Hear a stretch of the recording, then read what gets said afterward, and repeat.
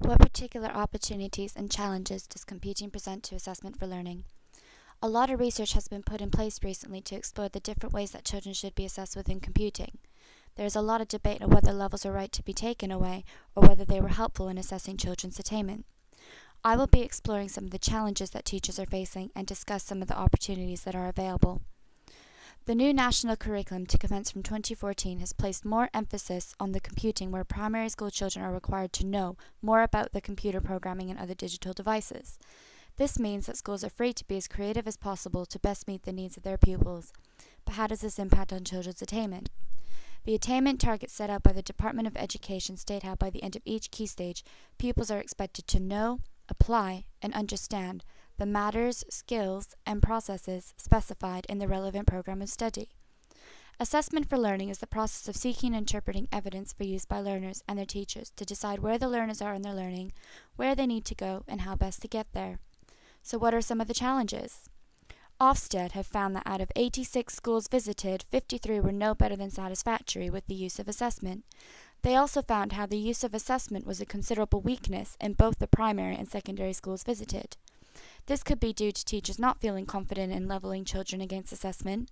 They may feel that they are not being accurate, or even know what they are actually trying to assess in computing. Notice how it's not being called ICT anymore?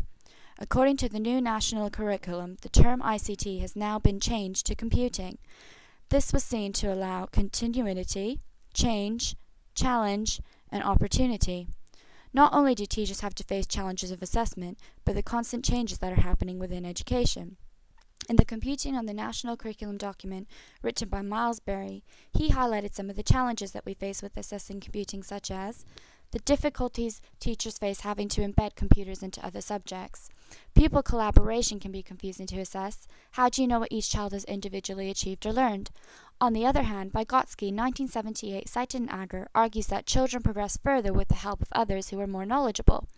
According to Webb and Cox, the rapidly changing technology can make it difficult to predict needs and therefore have an effect on how assessment is going to take place. What are some of the opportunities? There are two known ways to assess children, formative and summative assessment. Some of the AFL approaches listed in the Computing National Curriculum for Teachers from other subjects still apply and consider how it can be applied to computing. Self-assessment, such as traffic light system. Peer assessment, looking over each other's work and giving feedback.